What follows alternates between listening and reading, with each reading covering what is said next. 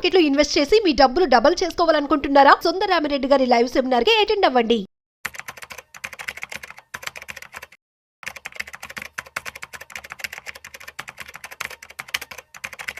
Stock market చాలా బాగుంది, పాజిటివ్గా ఉంది అనుకుంటే అగ్రెసివ్గా వెళ్తుంది పాజిటివ్గా అంటే బుల్లిష్ అంటూ ఉంటాం. సో ఒకవేళ డౌన్ అయిపోతే దాన్ని మనం బేరిష్ అంటూ ఉంటాం.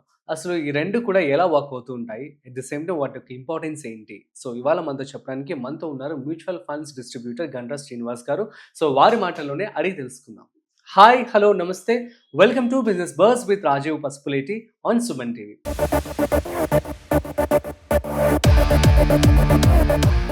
Hi sir, namaste. నమస్తే అండి. ఎలా ఉన్నారు? Good good. Sir, market bullish అంటే ఏంటి అండ్ బేరిష్ అంటే ఏంటి?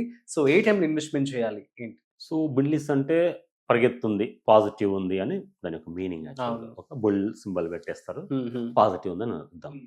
సో ప్రజెంట్ ఇప్పుడు ఈ రోజు నెంబర్ ఉన్నాం కదా, ఈ రోజు మార్కెట్ బేరిస్ ఫర్ ఐటీ సెక్టార్. అంటే బేరిస్ అంటే నెగిటివ్గా వాతావరణం ఉంది, మైనస్లో ఉంది అని చెప్పడం కోసం బేరిస్ వాడతాం. బుల్లిస్ అనేది మిగతా వాటికి ఇక్కడ ఉన్న ఆయా ఆటోమొబైల్ సెక్టార్ పాజిటివ్ ఉందని చెప్పడం, ఇట్లా ఇది బుల్లిస్ బేరిస్ చెప్పడానికి. ఇది మేము ఎందుకంటే బుల్లిస్లో ఉన్నప్పుడు కొనమని చెప్తాము, ఓకే, బేరిసినప్పుడు ఎగ్జిట్ కమ్మని అమ్మాయని చెప్తాం. మేము చెప్పిన పదాల మీనింగ్ ఏంటంటే ఇది బాగా అబ్జర్వ్ చేయాలి. ఒక సెక్టార్ బుల్లిస్ అని చెప్పినాం అనుకోండి, ఆ సెక్టార్లో అన్ని కంపెనీలు బుల్లిస్ అని కాదు. ఫర్ ఎగ్జాంపుల్ మేము సెమీ కండక్టర్ ఇండస్ట్రీ బాగుందని చెప్పాను అనుకోండి, సెమీ కండక్టర్లో ఉన్న ప్రతి కంపెనీ కొనుక్కోమని కాదు. ముందు యాక్చువల్గా నేనే సెబీ అడ్వైజర్ కాదు, జస్ట్ నేను సెబీ అడ్వైజర్ కాదు, బట్ మాకున్న ఎక్స్పీరియన్స్, నేను మ్యూచువల్ ఫండ్లో ఇన్వెస్ట్ చేస్తాము, నేను ఎక్కడ ఇన్వెస్ట్ చేయాలా, నా కస్టమర్లకు నేను ఏం చెప్పాలా, నేను రాసుకున్న ఎగ్జాము, ఆ పాస్ అయిన విధానం, నాకు వచ్చిన విధానం, నాకు తెలిసింది మీకు చెప్తున్నాను. సో బుల్లిస్ అంటే కొనుక్కోమని అర్థం, బేరిస్ అంటే నెగిటివ్గా ఉంది, ఒకవేళ ఎగ్జిట్ కమ్మని అర్థం. ఓకే, బట్ ఆ బేరిస్ టైంలో కూడా మనకు ఎగ్జాంపుల్ ఇప్పుడే ఇది ఐటీ సెక్టర్ బేరిస్ కదా. గత స్టాటిక్స్ మనం చూస్తే ఐటీ ఇండెక్స్ 15% CAGR చొప్పున పెరిగింది. అంటే ఎవరైనా 15 వెళ్తే ఈ 15 డేస్లో ₹1 కోటి అయింది ఐటీ సెక్టర్లోనే. ఈ ఐటీ సెక్టర్ స్టార్ట్ అయినప్పుడు ఫస్ట్ 3 4 మైనస్లో ఉంది. సో ఇప్పుడు మేము బేరిస్ని నమ్ముకోమని అంటే వద్దు, ఇన్వెస్ట్ చేద్దాం అంటే మీరు మొత్తం ఐటీ ఇండస్ట్రీని ఇన్వెస్ట్ చేయకుండా పారిపోమని కాదు. ఫండ్ మీరు ఏం చేస్తారంటే యూఎస్కి సంబంధం లేకుండా, ఇప్పుడు ఎక్కడ ఉంది, యూఎస్తోనే కదా వచ్చిన ఇబ్బంది, యూఎస్తో సంబంధం లేకుండా ఉన్న కంపెనీస్ చాలా ఉన్నాయి. కోఫోర్జ్ అని, పర్సిస్ట్ అని, ఎంపసిస్ అని అలా కంపెనీస్ ఉన్నాయి. సో ఇది తెలిసిన వాళ్ళు మా ఫండ్ మీద ఏం చేస్తారంటే ఆ యూఎస్ సంబంధం లేకుండా మిగతా కంట్రీస్కి సపోర్ట్ కానీ ఇండియా బేస్ మీద పనిచేసే సాఫ్ట్వేర్ కంపెనీలు ఇన్వెస్ట్ చేస్తారు. నెగిటివ్ ఉందంటే మొత్తం ఇండస్ట్రీ వదిలిపెట్టి పారిపోమని కాదు. బుల్లిస్ అంటే అగైన్ కనబడ్డ ప్రతి కంపెనీ కొనుక్కోమని కాదు. బుల్లిస్ అంటే కొనుక్కోమని, ఆ సెక్టర్ బాగుందని అర్థం. ఆ కంపెనీ బుల్లిస్ అంటే ఆ సెక్టార్లో, ఫర్ ఎగ్జాంపుల్ సెమీ కండక్టర్ మేము CG పవర్ చెప్పాం. CG పవర్ ఏంటంటే క్రాంప్టన్ గ్రూప్ వాళ్ళ యొక్క మురుగప్ప గ్రూప్, అంటే ఆ ఫౌండర్స్ మంచి వాళ్ళు, ఆ గ్రూప్ మంచిది కాబట్టి కొనుక్కోమని చెప్తాను ఎగ్జాంపుల్. అలా అని చెప్పి మీకు సెమీ కండక్టర్ చిన్న కొత్త ప్రమోటర్, చీటింగ్ ప్రమోటరు అలాంటి కొనుక్కోమని కాదు. సో ఇది జాగ్రత్త పడాలి. మేము కొనుక్కోమంటే అందుకనే మీ ఫైనాన్షియల్ అనలిస్ట్ని కలవమని చెప్తాము. ఇంత నాలెడ్జ్ టైంకి లేకపోతే మ్యూచువల్ ఫండ్ డిస్ట్రిబ్యూటర్ దగ్గరికి వచ్చేస్తే వాళ్ళు ఏ సెక్టార్లో బాగుంది, మీ యొక్క రిస్క్ ఫ్యాక్టర్ని తీసుకొని మంచి రికమెండ్ చేస్తారు. సో బుల్లిస్ బేరిస్కి ఇలా ఉంటుంది. ఇక ఎలా మాట్లాడుతున్నాం కాబట్టి బేరిస్ యాక్చువల్గా గత 20 ఇయర్స్లో ఐటీ ఇండస్ట్రీ బాగా పెరిగింది కదా. యాక్చువల్గా మనం ఏంటి అంటే ఒక $283 బిలియన్ యూఎస్ ఎక్స్పోర్ట్ మొత్తం టోటల్గా మన ఇండియాకి సాఫ్ట్వేర్లో వచ్చే ఇన్కమ్ $283 బిలియన్ మన ఇండియాకి వచ్చే ఇన్కమ్. అందులో 57% యూఎస్ నుండి వస్తుంది. 57 అంతా వస్తుంది. సో కాబట్టి ఆ కంపెనీ ఏమున్నాయి అక్కడ, ఇన్ఫోసిస్ ఉంటుంది, TCS ఉంటుంది, విప్రో ఉంటుంది, మిగతా చిన్న తక్కువ. సో ఈ కంపెనీలో ఉన్న సాఫ్ట్వేర్ H1 ఎంప్లాయీస్ కొద్దిగా ఇబ్బంది ఉంటుంది.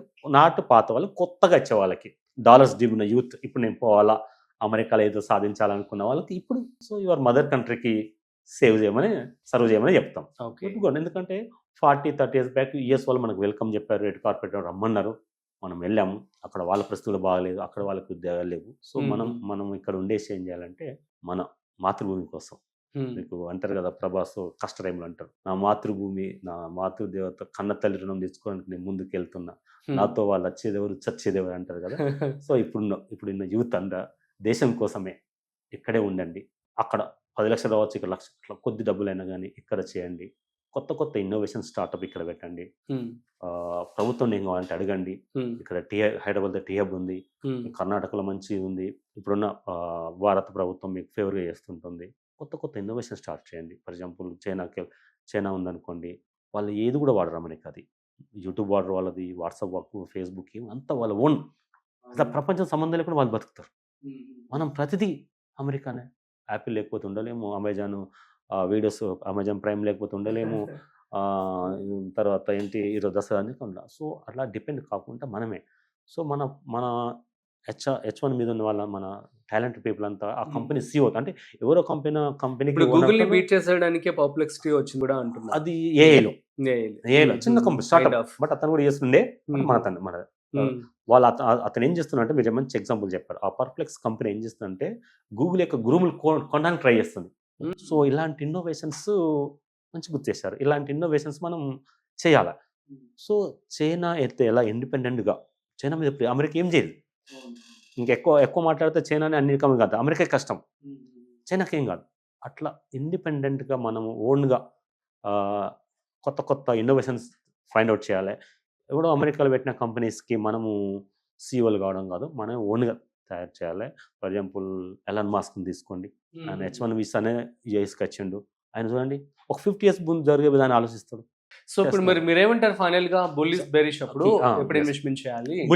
బుల్లిష్ అని పదం ఉన్నప్పుడు ఆ సెక్టార్లో కనుక జాగ్రత్త పడమని చెప్తాను. సో మీకు ఫండ్ మేనేజర్ ఏ సెక్టార్ బుల్లిష్ ఉంది, జస్ట్ మీకు బ్లైండ్గా ఎంత ఇన్వెస్ట్ చేయాలో ఎంత అనేది ఆ రిస్క్ ఫ్యాక్టర్ చెప్తే మీకు బుల్లిష్ బెరిష్. ఎవరైనా ఓన్గా స్టాక్ కొనే వాళ్ళు ఉంటే బుల్లిష్ అన్న కదా, ఆ సెక్టార్ బాగుంది కదా, ఇప్పుడు డేటా సెంటర్ బాగుందని మేము చెప్పాను 2 days బ్యాక్ మేము చెప్పాము. ఓకే, డేటా సెంటర్ బాగుందని డేటా సెంటర్ కనబడ్డ ప్రతిదాన్ని కొనద్దని కాదు, అలా మంచి కంపెనీ అయితే కొనాలా. అమ్ము అని చెప్పినాం కదా అని చెప్పేస్తే అమ్ము అంటే అందులో మంచి కంపెనీస్ ఉంటాయి, ఐటీ ఫీల్డ్లో మంచి మంచి కంపెనీస్ ఉంటాయి. సో వాటిని అంతే తప్ప బెంబలెత్తేసి అమ్ముకోవడం, అతిగా ఆశపడి కొనుక్కోవడం ఇది జరగద్దు. సో ఇంత రిస్క్ తీసుకునే టైం మీకు ఉండదు. మీ కెరీర్ చాలా ఇంపార్టెంట్. డాక్టర్లు అయి ఉండొచ్చు, ఇంజనీర్లు అయి ఉండొచ్చు, సైంటిస్టులు అయి ఉండొచ్చు. మీ యొక్క కెరీర్ మీద ఫోకస్ చేయాలి. మీ దగ్గర డబ్బులతో, ఎందుకంటే స్టాక్ మార్కెట్ వచ్చే తక్కువే. ఎందుకంటే మీరు కెరీర్లో సక్సెస్ సాధించి మీకు ఒక చరిత్రలో ఒక పేజీని లెక్కించుకొని డబ్బులు సంపాదించుకో సేవ్ మనీని ఇక్కడ చేయాలి తప్ప దీన్ని స్టాక్ మార్కెట్ పెట్టుకొని నాకు ఇన్స్టెంట్ మనీ కావాలి, ట్రేడింగ్ చేస్తా, గ్రీన్ క్యాండిల్, రెడ్ లైట్, నాకు ఈరోజు డబ్బులు కావాలని మీ యొక్క కెరీర్ మీద ఫోకస్ చేయకండి. ఎందుకంటే లాస్ అయితే అప్పుడు సిగరెట్ తాగాలనిపిస్తుంది, బీట్ తాగాలనిపిస్తుంది, మందు తాగాలనిపిస్తుంది, వ్యసనాలకు అలవాటు పడతారు. ఎప్పుడు మనీ ఎప్పుడు రాదు, ట్రేడింగ్లో అస్సలు రాదు. సెబీనే చెప్తుంది 100 మంది కొంటే ఒకరికే లాభం వస్తుంది, మిగతా 99 మంది పోతున్నారు అని చెప్తుంది. సో ఎప్పుడు ఇన్స్టెంట్ మనీ కోసం ఆశపడద్దు, అతిగా ఆశపడద్దు. అదిగా అని చెప్పేసి మంచి కంపెనీ ఫండమెంటల్ వదిలిపెట్టుకోకూడదు. ఎవరికైనా ఇన్వెస్టర్లకి చెప్పేది ఇదే. Super sir, thank you so much. Thank so you. Guys, మీ అందరికీ అర్థమైంది కదా, మీరు కూడా ప్రాపర్ రీసెర్చ్ చేసి మాత్రమే ఇన్వెస్ట్మెంట్ చేసుకోండి. మీకు కనుక ఏమైనా డౌట్స్ ఉంటే కామెంట్ చేయండి, మేము రిప్లై ఇస్తాము. అట్ ది సేమ్ టైం మీరు కనుక గండ్రా శ్రీనివాస్ గారితో మాట్లాడాలి అనుకుంటున్నట్టయితే కింద డిస్ప్లే అవుతున్న నెంబర్కి కాల్ చేయండి. సో మీరు డైరెక్ట్గా సార్తో మాట్లాడచ్చు. That's it. మరొక ఇంట్రెస్టింగ్ కాంటెంట్తో మళ్ళీ కలుద్దాం. అంతవరకు చూస్తూనే ఉండండి సుమన్ టీవీ.